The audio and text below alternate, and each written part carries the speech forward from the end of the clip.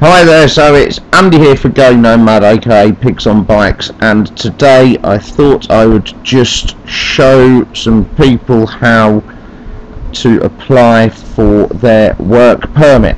Now, as people know, if you're trying to apply for a work permit at the moment, they've just changed the online system and there's a lot of confusion surrounding it. The school that I work at have asked us to apply ourselves, which we've gone through the process of applying. Some people I know are using brokers to do it for them, and are having various issues with that as well.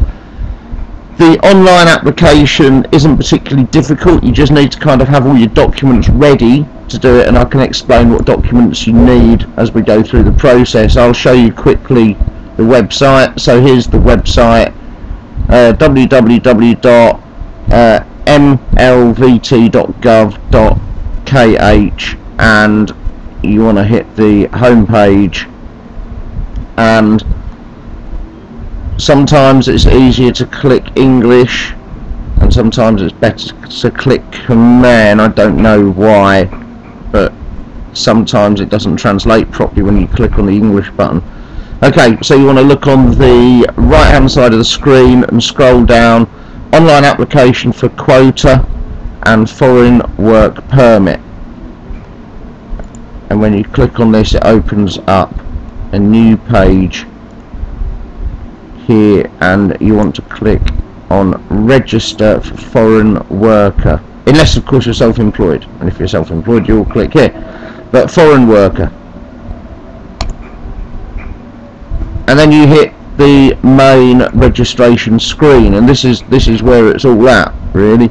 Okay, for you to be able to register, your company needs to have applied for the quota, and the quota I believe is 10% of the total workforce. So if you work for a company which has 40 employees, you're allowed 4 of them to be foreign workers.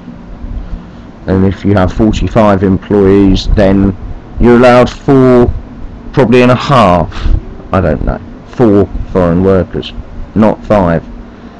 Our school has more than the 10% regulation quota kind of thing, and it had to apply for a special quota. It had to go to the ministry, had to apply to the Ministry of Labour and Vocational Training Office in Phnom Penh and ask them for it, and they awarded it because they recognised that it was a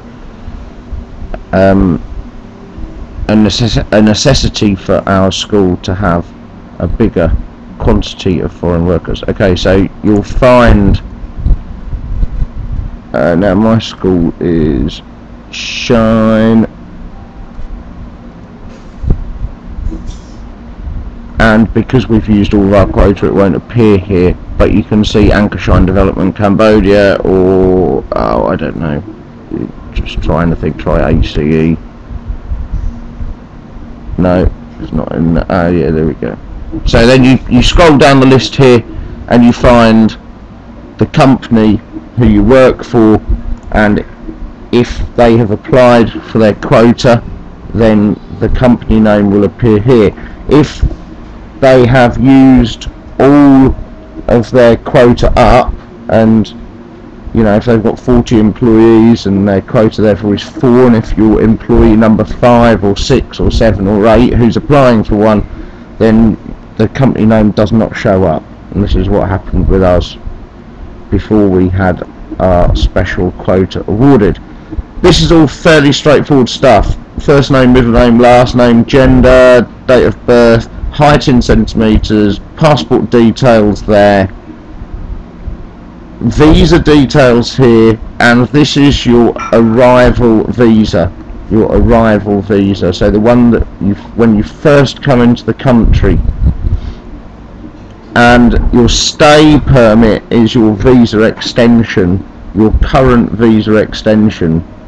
So if you came in 2 years ago, 3 years ago, 4 years ago, this is your entry visa,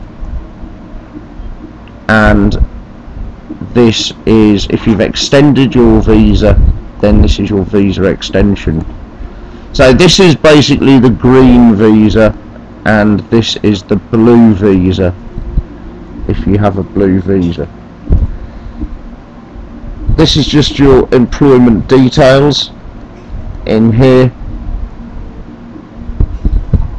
and you also have to have a medical certificate as well, and you can either go to the Department of Occupational Safety, Health, Ministry of Labour and Vocational Training, or you can click on Other, and there are registered clinics where you can go and get your physical aptitude certificate from.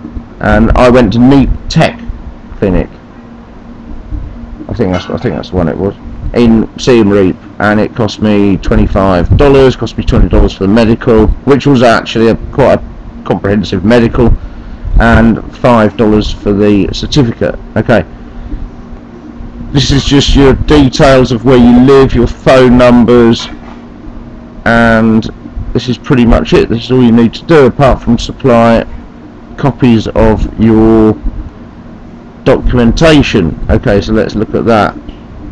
Passport file, that's easy. So image or PDF, and all I did there was I just put the passport on the table, held it open, and took a photo of it on my smartphone, and then I put the photo into Paint and resized it so it was smaller than 1 megabyte, which is really easy to do. Just take it off your phone onto your computer, open it up in Paint, resize it in Paint to less, so it comes out at less than 1 megabyte. Visa arrival immigration stamp. So here, and they've got image, they've got help files here to show you exactly what it is. Let me see if I can click on one of these. What does that do? View? Oh, I don't think that's it, is it? No. Where are we? Let me find it. There, and this gives you an example of it. So here, this is your arrival visa, and this is your arrival stamp, and you need to show both of those. Okay, your stay permit, example of the stay permit here. This is the blue visa here, blue visa. You see here, this is the green visa. You can see here, this is just what they need for the passport. So it's fairly self-explanatory. Employment contract. Now this must be written in Khmer, and it needs to have this part here. Needs to have that text there. Now I don't know what it says. Our school made them for us, and we just signed copies of them, even though we'd signed copies of our contract in English. It needed to be like this in Khmer apparently, so that's what we did. Our school looked after us for that, and did all that for us, and all we went along and did was sign them. Physical aptitude certificate. This is the thing where I had to go and have a medical, and it cost $25. But you know, I did just turn up at the clinic, paid $25, went in, had a medical. They printed the letter out, and that was it. So it took about an hour to go and get that. The photo, just your passport photo, and a residential certificate. Okay, getting one of these is somewhat complex, and there's some uncertainty with this. Okay, originally we were told that we would have to take our passport and 2 photos and our contract, our rental agreement for our house, to the immigration office, and in Siem Reap, that's in the police headquarters up near the airport. I don't know where it is in Phnom Penh or in Kampot or anywhere like that, but you can find that out on the Facebook group probably. I had to take it to police headquarters in Kampot, immigration office, and we took them in and they scanned all of the details, asked us a couple of questions, filled in a form, and then 2 days later, 3 days later, we got a phone call from them saying that our certificate was ready for collection, and then we went up and collected our certificate that looks like this. Okay, we were then told that originally we were told that we then had to find our chief of commune and go and get them with our passport, our letter like this from the immigration office, and our rental address, contract, take all that to our chief of commune. He would also issue something else. But when we went to the immigration office and we talked to them about that, they said no, you don't need to, the letter from the immigration office suffices. So I've applied just using the letter from the immigration office. I haven't bothered to go and see the chief of commune, as nobody else in my school has as well. How that's going to work out I don't know, because my visa is still in application. So it's up to you what you do there, but you will need to take, as far as I can see, you will need residential certificate or letter, and I think you have to get that from the immigration office, and that takes some time. Okay, right. So once you've done all of that, you click the little box here and you submit, and it says application processing for some time, then it says accepted if you've got all the right boxes ticked and everything like that. And then that's it. Then you wait, as far as I know, and you wait and wait, and only when it's been processed that you'll then have to pay for it, and then you pay for it, and then they send you the book, as far as I know.